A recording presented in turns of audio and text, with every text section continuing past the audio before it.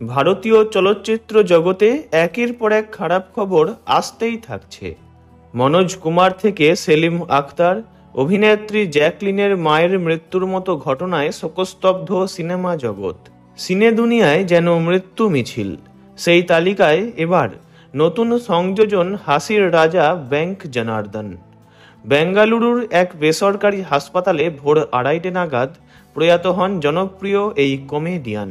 হাসপাতাল সূত্রে জানা গিয়েছে, মাল্টি অর্গান ফেলিওর হয়েই প্রয়াণ ঘটেছে ব্যাঙ্ক জনার্দনের। দীর্ঘ অসুস্থতার কারণে হাসপাতালে ভর্তি হয়েছিলেন তিনি।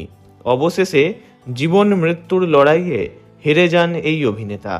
মৃত্যুকালে তাঁর বয়স হয়েছিল 77 বছর। ফিল্মি কেরিয়ারে 500টিরও বেশি ছবিতে কাজ করেছেন তিনি। কৌতুক অভিনেতা হিসাবেই দর্শকের মনে দাগ কেটেছিলেন। তাঁর কৌতুক অভিনয় বারে বারে মুগ্ধ করেছে দর্শককে।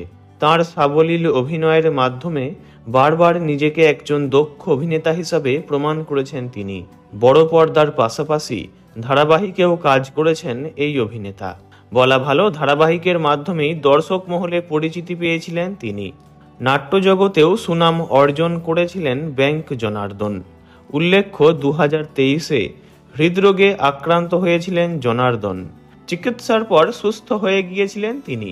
সম্প্রতি বার্ধক্যজনিত অসুস্থতার কারণে আবারও হাসপাতালে ভর্তি হয়েছিলেন এবং তারপরই সব শেষ। না ফেরার দেশে পাড়ি দেন জনার্দন। সেই সঙ্গে বিলীন হয়ে গেল কৌতুক অভিনেতার হাসি। সোমবার বিকেল 5টায় তাঁর শেষকৃত্য সম্পন্ন হয়।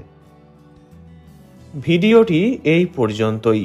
বিনোদন জগতের সব রকম খবরাখবর জানতে চ্যানেলটি অবশ্যই সাবস্ক্রাইব করবেন। ধন্যবাদ।